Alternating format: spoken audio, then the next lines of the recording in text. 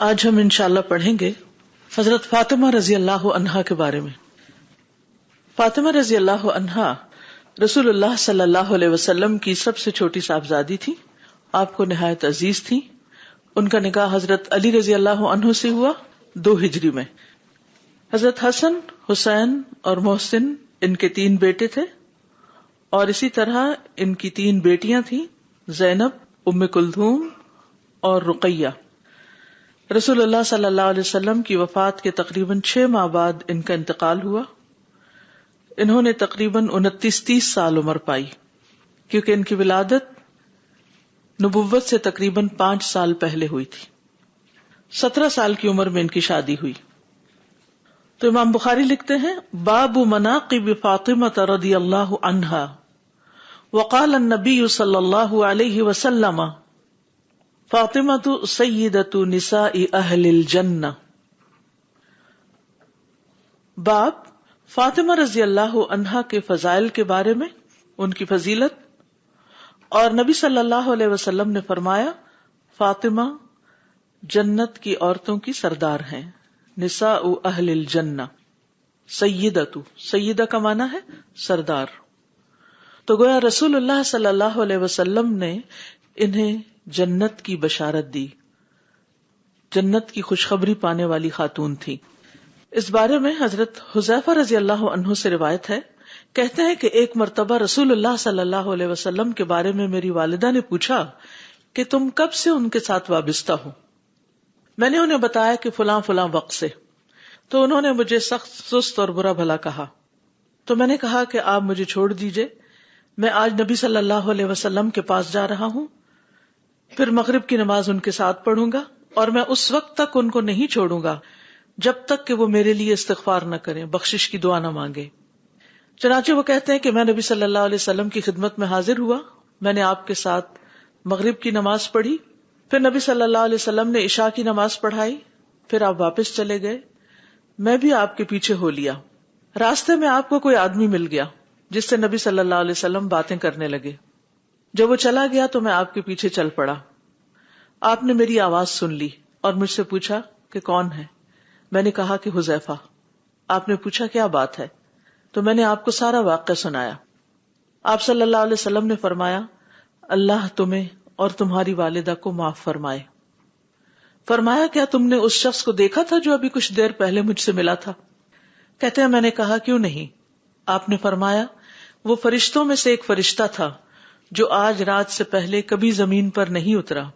اس نے اپنے رب سے اس بات کی اجازت لی تھی کہ وہ مجھے سلام کرے اور یہ خوشخبری دے کہ یقیناً حسن اور حسین جنت کے نوجوانوں کے سردار ہیں، اور فاطمہ رضی اللہ عنہا جنت کی عورتوں کی سردار ہیں، اللہ ان سب سے راضی ہوا۔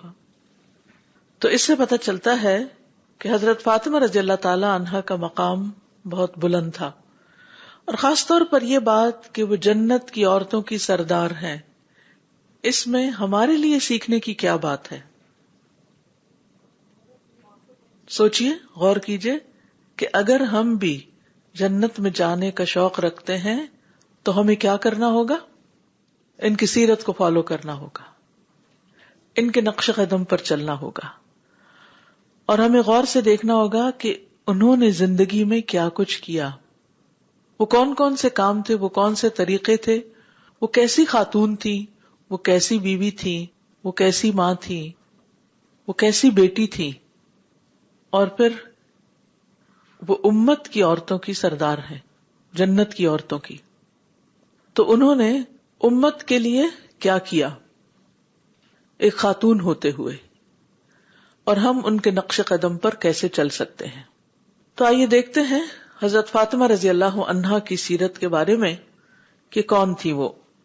مسند احمد کی روایت میں آتا ہے ان النبی صلی اللہ علیہ وسلم قال حسبک من نساء العالمین مریم ابنۃ عمران وخدیجۃ بنت خویلد وفاطمۃ ابنۃ محمد وآسیۃ امرأۃ فرعون۔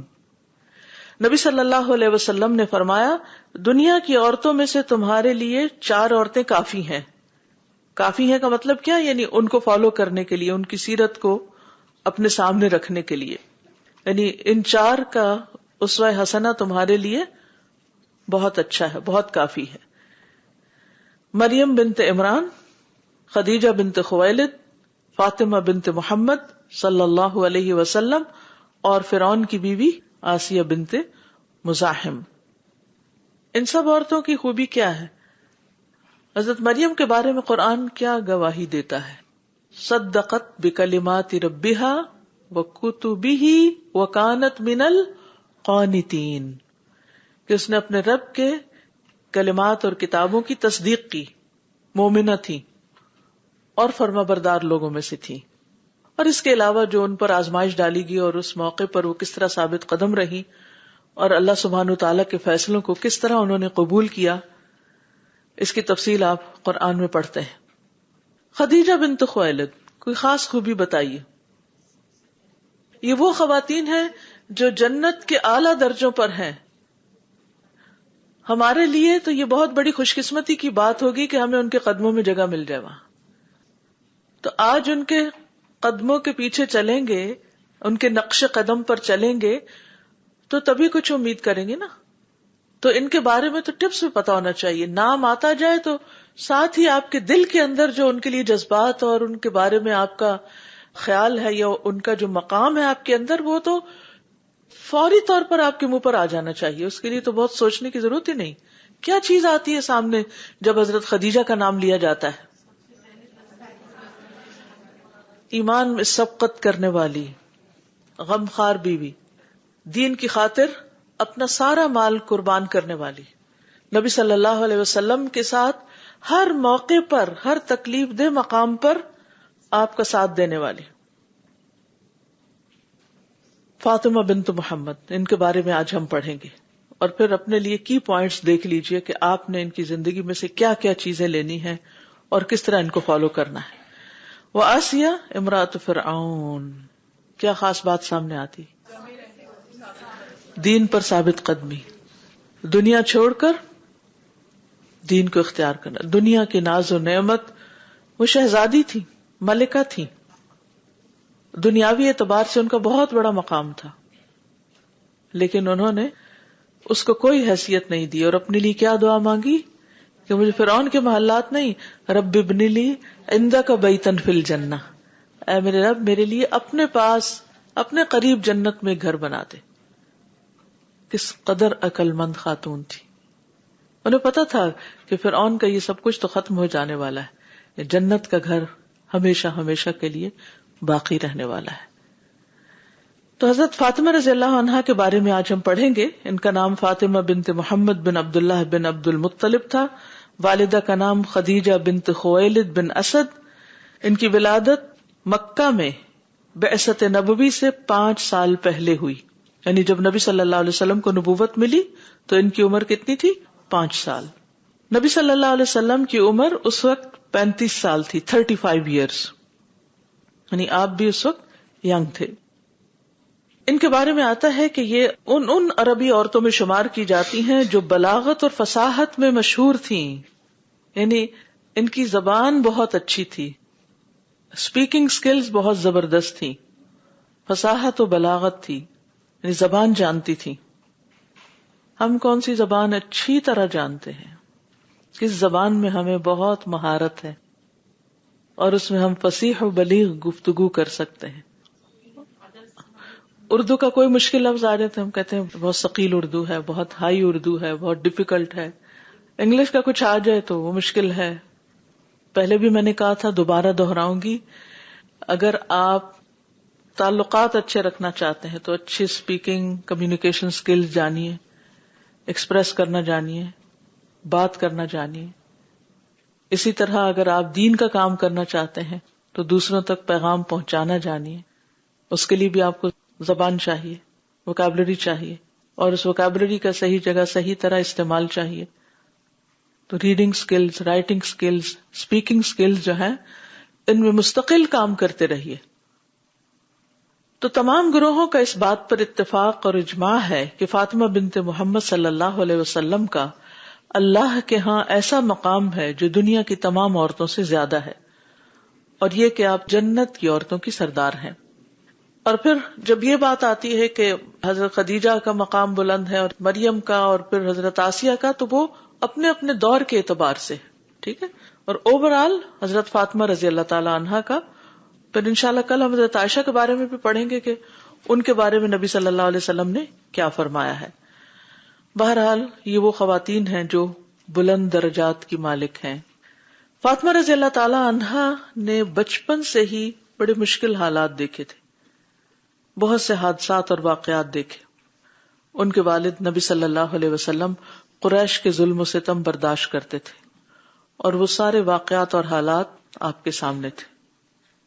اس موقع پر حضرت فاطمہ کا کردار کیا ہوتا تھا، یہاں میں ان کا کردار بتانا چاہتی ہوں کہ اسلام کی خدمت میں نبی صلی اللہ علیہ وسلم کا ساتھ دینے میں ان کا کردار کیا تھا. کیا کرتی تھی؟ وہ گھر میں بیٹھی رہتی تھی، اس ظلم پر آپ کی مدد کرتی، آپ کی تائید اور نصرت کرتی، اپنی والدہ کے نقش قدم پر تھی. اور آپ کو معلوم ہے کہ جب کبھی نبی صلی اللہ علیہ وسلم کو قریش نے ستایا تو یہ دوڑی دوڑی آتی آپ سے. جب ایک موقع پر آپ کے اوپر وہ غلاظت رکھ دی گئی تھی، اونٹ کی اوج رکھ دی گئی تھی، اور پھر انہوں نے آ کر ہٹایا. پھر اسی طرح ایک مرتبہ آپ کا سر دھو رہی تھی. تو مختلف مواقع پر جب بھی آپ کو ستایا جاتا تو یہ بیٹی ساتھ ساتھ ہوتی اور آپ کی مدد کرتی. ان کی فضیلت کے بارے میں آیات اور احادیث ملتی ہیں. ان کے بارے میں یہ آیت نازل ہوئی سورۃ الاحزاب کی، انما یرید اللہ لیذھب عنکم الرجس اہل البیت ویطہرکم تطہیرا. اگرچہ ازواج مطہرات کے بارے میں ہے لیکن یہ بھی اس میں شامل ہے. اس کے بارے میں حدیث میں آتا ہے، جامع ترمذی کی روایت ہے. آیت کا ترجمہ ہے، اللہ تعالیٰ تو یہی چاہتا ہے کہ تم سے گندگی کو دور کر دے اے گھر والو، اور تمہیں پاک کر دے خوب پاک کرنا. ام سلمہ رضی اللہ عنہا سے روایت ہے کہ نبی صلی اللہ علیہ وسلم نے حسن، حسین، علی اور فاطمہ رضی اللہ عنہا کو ایک چادر سے ڈھانپ کر فرمایا، اللہم ہؤلاء بیتی وخاصتی فاذھب عنہم الرجس وطہرہم تطہیرا. اے اللہ، یہ میرے اہل بیت ہیں، میرے خاص الخاص لوگ ہیں، تو ان سے گندگی کو دور فرما دے اور انہیں اچھی طرح سے پاک کر دے. ٹھیک ہے، تو اسی لیے ان کے بارے میں ایک لفظ ہے مشہور، پنجتن پاک. وہ کیوں کہا جاتا ہے پنجتن پاک؟ پنجتن پاک میں نبی صلی اللہ علیہ وسلم اور حضرت علی، حضرت فاطمہ، حضرت حسن اور حسین، یہ 5 لوگ شامل کیے جاتے ہیں. اور پاک ان کو اس لیے کہا جاتا ہے کہ نبی صلی اللہ علیہ وسلم نے ان کے لیے یہ دعا کی تھی، وطہرہم تطہیرا. ٹھیک ہے، یہاں تک تو بات ٹھیک ہے، لیکن بہت سے لوگ پھر اس سے آگے بڑھ جاتے ہیں اور وہ غلوب ہو جاتا ہے، اور وہ کیا کہتے ہیں، وہ پنجتن پاک سے مانگنے لگتے ہیں یا ان کا وسیلہ واسطہ دینے لگتے ہیں یا اور اس قسم کے پھر شرکیہ کام کرنے لگتے ہیں. تو یہاں تک تو بات درست ہے کہ نبی صلی اللہ علیہ وسلم نے ان کے لیے دعا کی تھی کہ اللہ تعالیٰ ان کو وطہرہم تطہیرا، یعنی ہر طرح کے، یعنی ظاہر و باطن ہر لحاظ سے ان کو پاک کر دے، ہر طرح کی آلائشوں سے. پھر اسی طرح حضرت فاطمہ رضی اللہ تعالیٰ عنہ کے بارے میں آتا ہے کہ یہ جنتی خواتین میں سب سے افضل ہیں. آپ نے فرمایا جنت والی خواتین میں سب سے افضل یہ 4 ہیں، خدیجہ بنت خویلد، فاطمہ بنت محمد، مریم بنت عمران اور فرعون کی بیوی آسیہ بنت مزاحم. یا سلسلہ صحیحہ کی روایت ہے. آپ صلی اللہ علیہ وسلم نے ان کے بارے میں فرمایا تھا کہ اے فاطمہ، کیا تم اس بات پر خوش نہیں کہ جنت میں تم مومن عورتوں کی سردار ہوگی؟ یا فرمایا اس امت کی عورتوں کی سردار ہوگی. ٹھیک ہے، مومن عورتوں کی سردار یا اس امت کی عورتوں کی سردار. قیامت کے دن یہ نبی صلی اللہ علیہ وسلم کے ساتھ ہوں گی. اس کے بارے میں سلسلہ صحیحہ کی حدیث ہے. حضرت علی کہتے ہیں کہ رسول اللہ صلی اللہ علیہ وسلم ہمارے پاس تشریف لائے اور ہمارے ہاں ہی رات گزاری. حالانکہ آپ کا گھر دور نہیں تھا، لیکن آپ اپنی بیٹی کے گھر میں رہے. اس سے کیا بات پتہ چلتی ہے؟ بیٹی کے گھر جا سکتے ہیں، رہ سکتے ہیں، کھا سکتے ہیں. تو کہتے ہیں کہ آپ نے ہمارے ہاں رات گزاری اور حسن اور حسین سو رہے تھے. تو رات کو حسن نے پانی مانگا. رسول اللہ صلی اللہ علیہ وسلم ہمارے مشکیزے کی طرف گئے تو پیالے میں پانی نکالا، پھر اسے پلانے کے لیے لے آئے. اب حسن کی بجائے وہ پیالہ حسین نے اپنے پینے کے لیے پکڑنا چاہا. جیسے عام طور پہ ہوتا ہے کہ ایک بچہ جب کچھ مانگتا تو دوسرے کو خود ہی پیاس لگ جاتی. لیکن بہرحال ان کو لگی ہوگی. لیکن عموماً بچے پھر تھوڑا سا کمپٹیشن میں بھی آ جاتے ہیں, تو وہ بچے تھے اس وقت. لیکن آپ نے اسے نہ پینے دیا. پھر حسن سے ابتدا کی. فاطمہ رضی اللہ عنہا نے کہا, اللہ کے رسول صلی اللہ علیہ وسلم, ایسے لگتا ہے کہ آپ کو حسن زیادہ محبوب. آپ نے فرمایا یہ بات نہیں, اصل بات یہ کہ حسن نے پہلے پانی مانگا تھا. تربیت کا ایک نقطہ ہاتھ آ گیا. کیا جی, جو پہلے آئے اس کا حق پہلے ہے. الاول فالاول, ٹھیک ہے نا. فالسابقون السابقون عام زندگی کا بھی اصول ہے. ٹریفک کے قوانین میں کیا ہے, پہلے کس کو نکلنا چاہیے سٹاپ سائن کے بعد؟ جو پہلے آیا ہو, ٹھیک ہے نا. قدرتی نیچرل سی بات ہے. لیکن بعض اوقات ہم ایک چیز کے اصل رخ کو نہیں دیکھتے, ہم دوسرے کو دیکھ لیتے ہیں. حسین چھوٹے تھے, ہو سکتا ہے حضرت فاطمہ کے دل میں یہ کہ یہ چھوٹے ہیں پہلے ان کو مل جائے, کیونکہ ہم مائیں عام طور پہ یہ کرتی ہیں نا, یہ چھوٹا ہے پہلے اس کو دے دیتے ہیں. ٹھیک ہے, اگر کوئی اپنا حق چھوڑ دے تو چھوڑ دے, اگر بڑا کافی سمجھدار ہے تو پھر تو ٹھیک ہے, اس کو سمجھا کے دیا جا سکتا ہے دوسرے کو کہ پہلے ذرا اس کو چپ کرا لیں پھر تم لے لینا. لیکن عمومی اصول یہی ہے کہ الاول فالاول. پھر رسول اللہ صلی اللہ علیہ وسلم نے فرمایا, بے شک میں, تم یعنی فاطمہ, یہ دونوں اور یہ سونے والے یعنی علی رضی اللہ عنہ قیامت کے دن ایک مقام میں ہوں گے, یعنی ایک جگہ پر ہوں گے. ٹھیک ہے, تو ان سے مراد حضرت فاطمہ, ان کے بیٹے حسن اور حسین ہیں. اور آپ صلی اللہ علیہ وسلم کی گفتگو کا انداز بھی کتنا خوبصورت تھا. وہذا الراقد, یہ سونے والا, یعنی اس میں پیار ہے نا, ایک محبت ہے. اور علی فارمل ہے, راقد انفارمل ہے.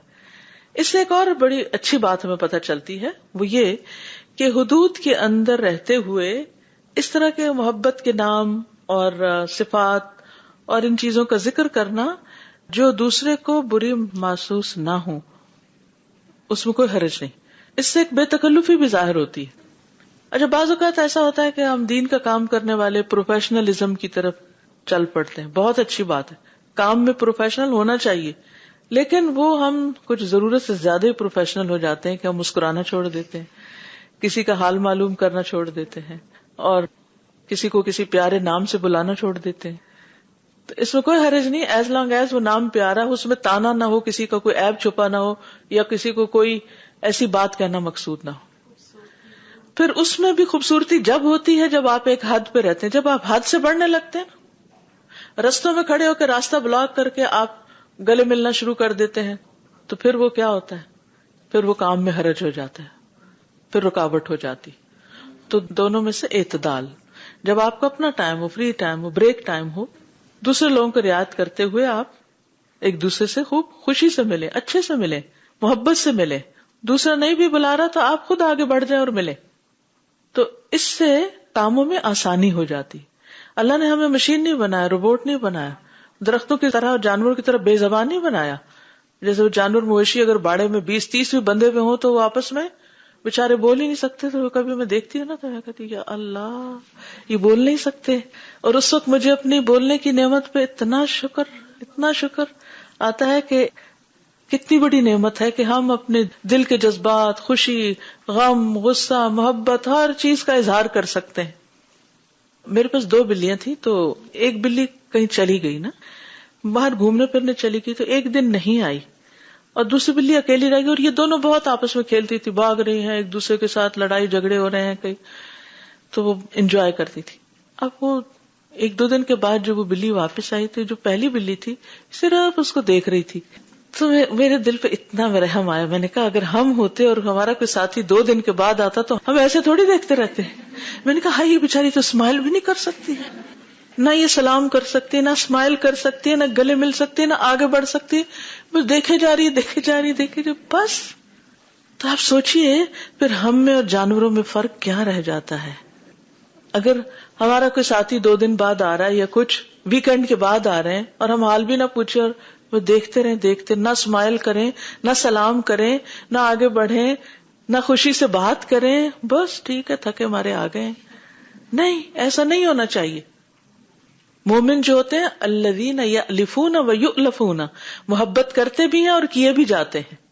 تو بہرحال آپ صلی اللہ علیہ وسلم نے کیا فرمایا، ھذا الراقد، یہ جو سو رہے ہیں یہ بھی اور یہ بچے بھی اور میں اور تم، اور یہ رات کے وقت آپ. اور پھر یہ کہ بچہ پانی مانگتا ہے تو یہ نہیں کہتے فاطمہ اٹھو پانی دو، بچے کو کیا شور مچا رہا ہے، نہیں، آپ خود اٹھتے ہیں. اور بیٹی بھی اٹھ جاتی ہے کہ میرے باپ کو کیوں تکلیف ہو رہی ہے، لیکن اتنے میں آپ پانی اٹھا بھی لاتے ہیں جب تک وہ آتی ہیں. اور اتنے میں حسین بھی اٹھ جاتے ہیں. تو ہوتا نا ایک بچہ اٹھے تو دوسرا بھی شور سے اٹھ جاتا ہے، تو وہ بھی اٹھ گئے ہیں. اور اس وقت بھی تعلیم و تربیت ہو رہی ہے اور اس وقت بھی خوشخبریاں دی جا رہی ہیں. میں سوچتی ہوں کہ کتنی اچھی گفتگویں تھیں ان کی. زندگی کے سارے غم دکھ اور تکلیفیں بھول جاتے ہوں گے. اچھا ہم لوگ کبھی ایسا فیملی اکٹھے ہوں، کسی کے گھر جانا ہو آنا ہو، یا تو غیبتیں ہوتی ہیں یا کوئی پریشانیاں ہی ڈسکس ہو رہی ہوتی، خوش کرنے والی باتیں کم ہی ہوتی ہیں، اس کو انجوائے نہیں کرتے. یعنی ہمیں اچھی باتیں کرنا نہیں آتی کیونکہ دلوں پہ کچھ اور ہی غبار چھائے ہوئے ہیں، بھولتے ہی نہیں، اپنے ماضی کو نہیں بھولتے، ماضی میں ہونے والے مسئلے مسائل نہیں بھولتے. اب اس کا نتیجہ کیا ہوتا ہے کہ جو آتا ہے وہ بھی بوجھل دل لے کے جاتا ہے. تو اگر والدین آپ کے گھر آئیں تو آتے ہی ان کو اپنے مسائل اور جھگڑے نہیں سنانے شروع کرتے، ان کو خوش رکھیں. وہ کب تک آپ کے مسائل حل کرتے رہیں گے؟ کبھی تو آپ بھی بڑے ہو جائیں اور خود بھی کچھ مسائل کا حل سوچیں. بہرحال اسی طرح یہ ہے کہ امام مہدی جو ہوں گے وہ بھی انہی کی نسل میں سے ہوں گے. صحیح الجامع صغیر کی روایت ہے، رسول اللہ صلی اللہ علیہ وسلم نے فرمایا مہدی میرے خاندان اور فاطمہ کی اولاد میں سے ہوگا.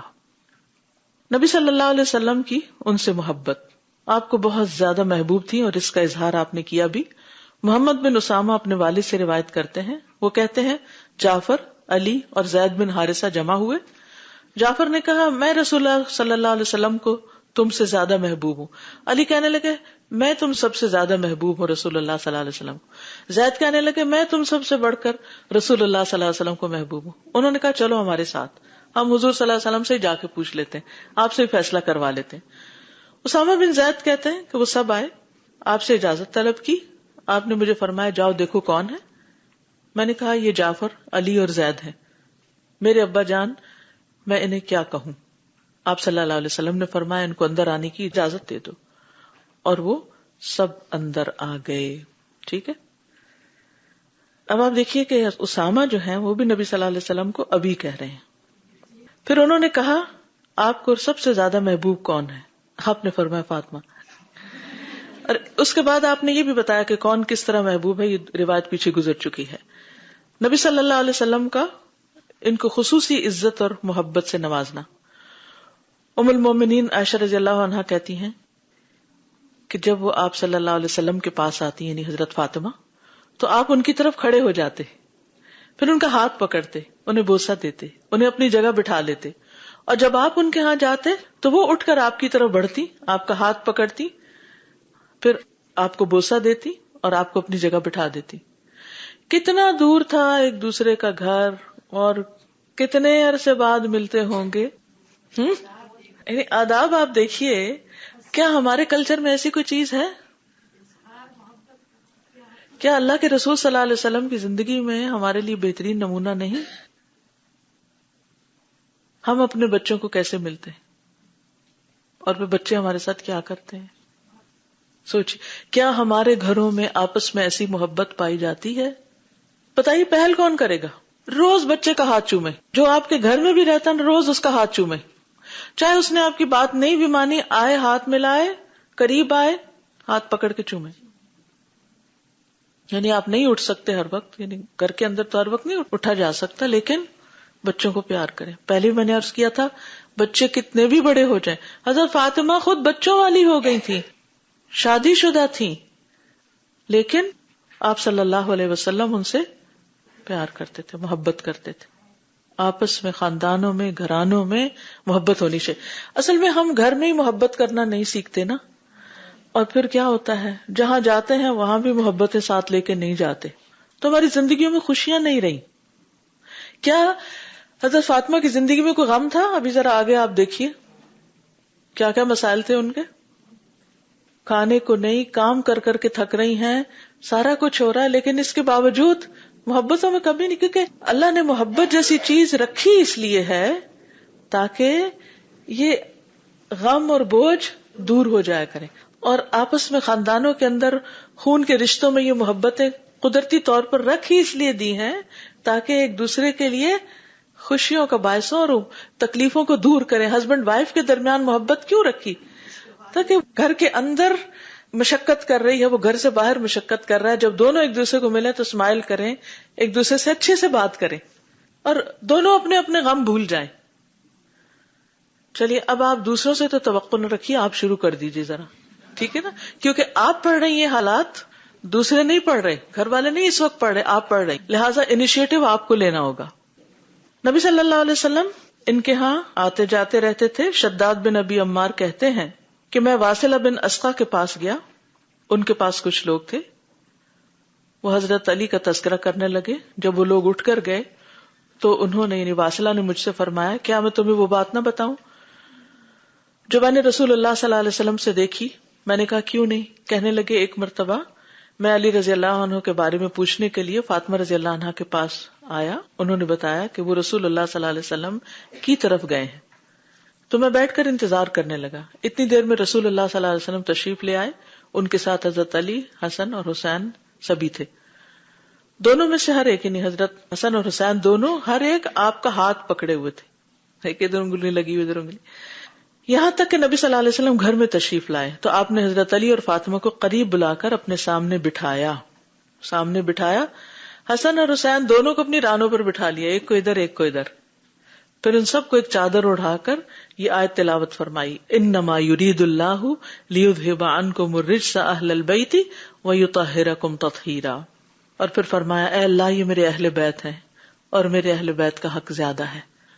اب ایک واقعہ یہ ملتا ہے، ایک اور غدیر خم کے موقع پر بھی آپ نے یہ بات فرمائی، تو اس سے یہ پتہ چلتا ہے کہ یہ بات آپ نے ایک سے زیادہ مرتبہ اس کا اظہار کیا، تو ایک دعا کئی بار بھی دی جا سکتی ہے، ٹھیک ہے نا. اسی طرح ایک اور روایت میں آتا ہے، عمران بن حسین کہتے ہیں کہ میں رسول اللہ صلی اللہ علیہ وسلم کے ہمراہ بیٹھا ہوا تھا کہ فاطمہ رحمہ اللہ آئیں اور آپ کے سامنے کھڑی ہو گئی. جب میں نے ان کی طرف دیکھا تو ان کے چہرے سے خون ختم ہو گیا تھا، بالکل زرد ہو رہی تھی، پیلی پڑی تھی. آپ نے فرمایا فاطمہ میرے قریب ہو جاؤ. وہ قریب ہو گئی، یہاں تک کہ وہ آپ کے سامنے کھڑی ہو گئی.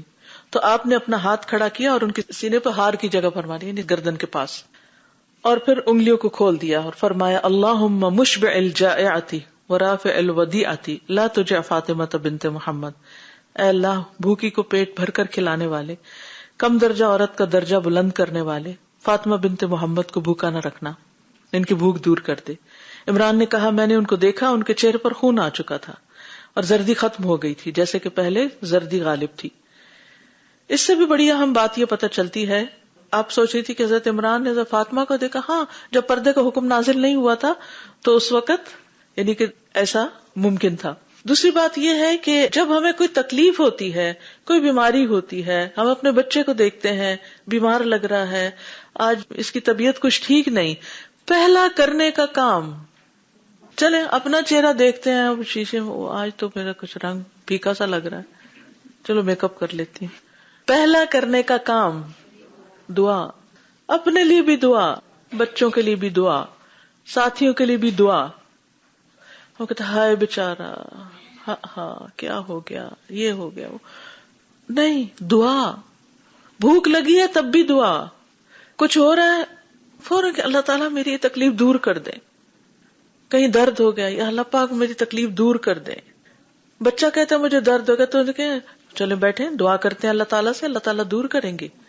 یعنی سارے ہیلے اور اسباب اور سب کچھ اللہ کے ہاتھ میں، اور جب تک وہ نہ چاہے کچھ بھی نہیں ہو سکتا.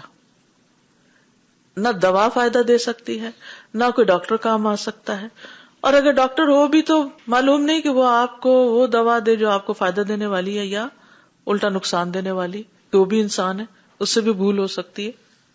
ایک نے کوئی کہانی سنی ہوگی کہ فلاں کے ڈاکٹر نے غلط دوا دے دی، اس کو ری ایکشن ہو گیا اور پھر معلوم نہیں کیا سے کیا ہوا. جان بوجھ کے اس نے نہیں کیا ہوگا لیکن انسان ہے. تو دعا ہر مرض کا علاج، مرض سے مراد صرف ڈیزیز نہیں، مرض سے مراد ہر مشکل. دیکھیے ہائی لائٹس دیکھ لیجئے کیا کیا اس وقت میں آپ کو بتا رہی، بس وہ مین پوائنٹس، کی پوائنٹس آپ نوٹ کیجئے. پھر اسی طرح نبی صلی اللہ علیہ وسلم ان کو کبھی نماز کے لیے بھی جگاتے تھے. حضرت علی کہتے ہیں کہ رسول اللہ صلی اللہ علیہ وسلم رات کے وقت میرے اور فاطمہ کے پاس تشریف لائے اور ہمیں تہجد کے لیے جگایا.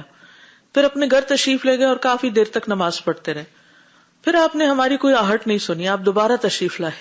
اب دیکھیے کتنا قریب گھر تھا، گئے واپس آئے، پھر دیکھا کہ کوئی آواز نہیں آ رہی، پھر آئے، پھر آپ نے جگایا کہ دونوں کو کہ اٹھو اور نماز پڑھو، یعنی تہجد پڑھو. کہتے میں آنکھیں ملتا اٹھ کر بیٹھ گیا اور کہہ رہا تھا اللہ کی قسم بے شک ہم تو وہی نماز پڑھیں گے جو اللہ نے ہماری قسمت میں لکھی ہے. یقیناً ہماری روحیں اللہ کے ہاتھ میں ہیں، پھر اگر وہ چاہے گا کہ ہمیں اٹھائے تو وہ اٹھا دے گا. کہتے ہیں کہ آپ صلی اللہ علیہ وسلم اپنی ران پر ہاتھ مارتے تشریف لے گئے اس طرح اور فرما رہے تھے ہم وہی نماز پڑھیں گے جو اللہ نے ہماری قسمت میں لکھی ہے. حقیقت یہ کہ انسان بڑا ہی کٹ حجت ہے، بڑا ہی جھگڑالو ہے. کان الانسان اکثر شیء جدلا. کتنی نیچرل لائف تھی، کتنی نیچرل لائف تھی. کوئی اس وقت ڈانٹ ڈپٹ نہیں، کچھ نہیں، کوئی اس وقت آرگیومنٹ وہاں نہیں. بس وہ جو کہہ رہے ہیں اور آپ نے جواب دینا ہے وہ بھی آپ دے رہے ہیں اور جا رہے ہیں. اور کتنا خوبصورت جواب دے دیا، وَكَانَ الْإِنسَانُ أَكْثَرَ شَيْءٍ جَدَلًا. یعنی انسان اپنی غلطی ماننا نہیں چاہتا، کچھ نہ کچھ ایسی تعویل یا ایسی کوئی چیز پیش کر دیتا ہے کہ جس سے اپنے آپ کو ڈیفینڈ کر لے کہ اگر میں کوئی کام نہیں کر رہا تو بس ٹھیک ہے، اللہ کی مرضی نہیں تھی. پھر اسی طرح یہ کہ حضرت فاطمہ رضی اللہ تعالیٰ عنہ بہت محنت مشقت کرنے والی خاتون تھی. ہائی لائٹ ہے یہ بھی، رائٹ. جنت کی عورتوں کی سردار ہیں، دیکھیے کتنا کام کرتی ہیں، تو اپنے آپ کو مظلوم نہ سمجھے.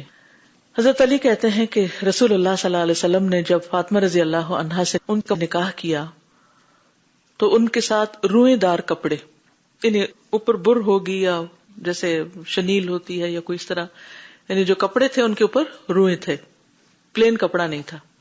چمڑے کا تکیا جس میں گھاس بھری ہوئی تھی، 2 چکیاں آٹا وغیرہ پیسنے کے لیے، مشکیزہ پانی بھرنے کے لیے، اور 2 مٹکے گھڑے جو ہوتے ہیں وہ بھی روانہ کیے. ایک دن حضرت علی نے فاطمہ رضی اللہ عنہا سے کہا اللہ کی قسم کنویں سے پانی کھینچ کھینچ کر میرے سینے میں درد ہو گیا ہے، یعنی میں اتنی محنت کرتا ہوں، بہت مشقت ہو گئی. پھر کہا کہ اللہ نے آپ کے والد کو کچھ قیدی عطا کیے ہیں، ان سے جا کر کسی خادم کی درخواست کیجئے. فاطمہ کہنے لگی اللہ کی قسم چکی چلا چلا کر میرے ہاتھوں میں بھی چھالے پڑ گئے اور یہ ان کے گھر کے کام ہے. چنانچہ وہ نبی صلی اللہ علیہ وسلم کی خدمت میں حاضر ہوئی. آپ نے فرمایا چھوٹی بیٹی کیا بات ہے؟ چھوٹی بیٹی یا بنیتی، یہ تھی بھی چھوٹی سب سے. انہوں نے عرض کیا میں آپ کو سلام کرنے کے لیے آئی تھی. انہیں آپ کے سامنے اپنی درخواست پیش کرتے ہوئے شرم آئی. گھر سے تو اتنا بوجھ لے کے آئی تھی لیکن آپ کو دیکھ کے کچھ نہ کیسے بھی. بعض اوقات ایسا ہوتا ہے نا، انسان کے دل میں بہت باتیں ہوتی، میں ذرا فلاں سے ملوں، میں اس کو یہ بھی کہوں گی، یہ بھی کہوں. جب فلاں سامنے آتا ہے تو سب غائب. اور وہ شرم کے مارے واپس لوٹ گئی. حضرت علی نے پوچھا کیا ہوا؟ کہنے لگی مجھے تو ان سے کچھ مانگتے ہوئے شرم آئی، میں تو نہیں پوچھ سکی. اس کے بعد وہ کہتے ہیں ہم دونوں اکٹھے ہو کر آپ کی خدمت میں حاضر ہوئے، یعنی ایک دوسرے کو مورل سپورٹ دیتے ہوئے. حضرت علی کہنے لگے یا رسول اللہ صلی اللہ علیہ وسلم اللہ کی قسم کنویں سے پانی کھینچ کھینچ کر میرے سینے میں درد شروع ہو گیا ہے، وہ بہت مشقت سے بہت نیچے ہوگا، گہرا ہوگا. اور فاطمہ کہنے لگی کہ چکی چلا چلا کر میرے ہاتھوں میں چھالے پڑ گئے. یقیناً اللہ نے آپ کو کچھ قیدی عطا کی ہیں، ان میں سے کوئی ایک بطور خادم ہمیں بھی دے دے. یہ سن کر رسول اللہ صلی اللہ علیہ وسلم نے فرمایا اللہ کی قسم میں اہل صفہ کو چھوڑ کر جن کے پیٹ چپکے پڑے ہوئے ہیں اور ان پر خرچ کرنے کے لیے میرے پاس کچھ نہیں، میں تمہیں کوئی خادم نہیں دے سکتا، بلکہ میں انہیں بیچ کر ان کی قیمت اہل صفہ پر خرچ کروں گا. اس پر وہ دونوں واپس چلے گئے. رات کے وقت نبی صلی اللہ علیہ وسلم ان کے پاس تشریف لائے اور انہوں نے جو چادر اوڑھ رکھی تھی وہ اتنی چھوٹی تھی کہ سر ڈھکتے تھے تو پاؤں کھل جاتے، پاؤں ڈھکتے تو سر کھل جاتا. آپ کو دیکھ کر دونوں اٹھنے لگے تو آپ نے فرمایا اپنی جگہ پر ہی رہو. پھر فرمایا کیا میں تمہیں وہ کلمات نہ سکھاؤں جو جبریل نے مجھے سکھائے، وہ اس سے بہتر ہے جس کا تم نے سوال کیا. پھر فرمایا ہر نماز کے بعد 10 مرتبہ سبحان اللہ، 10 مرتبہ الحمدللہ، 10 مرتبہ اللہ اکبر کہہ لیا کرو، اور جب بستر پر آؤ تو 33 مرتبہ سبحان اللہ، 33 مرتبہ الحمدللہ اور 34 مرتبہ اللہ اکبر کہہ لیا کرو. حضرت علی کہتے ہیں اللہ کی قسم جب سے رسول اللہ صلی اللہ علیہ وسلم نے یہ کلمات سکھائے ہیں میں نے انہیں نہیں چھوڑا. حضرت علی سے ابن القوا نے کہا کہ جنگ صفین کی رات بھی آپ نے نہیں چھوڑا. تو میں نے کہا اہل عراق اللہ تم کو ہلاک کرے، صفین کی رات بھی میں نے نہیں چھوڑا. یہ ہلاک کرے نا وہ جو تقیہ کلام جیسا کلمہ ہوتا ہے نا، you don't mean it but انداز خطاب ہوتا ہے. یعنی میں نے اس رات بھی ان کو نہیں چھوڑا. یعنی اتنی پابندی کے ساتھ میں نے ان کلمات کو پڑھا. ہم سوچیں کہ ان تسبیحات کے پڑھنے کی پابندی ہم کتنا کرتے ہیں رات کو سوتے وقت. اگر ہم اس کی واقعی پابندی شروع کر دیں تو دن بھر کی تھکاوٹ دور ہو سکتی اور بہترین نیند آ سکتی. تو یہ بھی ایک ہائی لائٹ. اب دیکھیے کہ خاص طور پر یہاں آپ کو اپنے سارے کام خود کرنے، گھر کے بھی کرنے ہیں، باہر کے بھی کرنے ہیں، اور اس پر مزید ماشاءاللہ آپ نے پڑھنا لکھنا بھی شروع کر دیا تو مشقت اور بڑھ گئی، ذہنی بھی اور جسمانی بھی، اور پھر اس کی وجہ سے کوئی ادھر ادھر سے بات بھی سننی پڑ جاتی تو جذباتی مشقت بھی ساتھ شامل ہوگی. لیکن الحمدللہ آپ روحانی طور پر اسٹرانگ ہوتے چلے جا رہے ہیں، اور جو شخص روحانی طور پر اسٹرانگ ہوتا ہے وہ ان ساری چیزوں کا مقابلہ کر لیتا ہے، اور اس کے پاس یہ تسبیحات اور اللہ کا ذکر ایک ایسا علاج ہوتا ہے کہ جس کا مقابلہ اور کوئی چیز نہیں کرتی.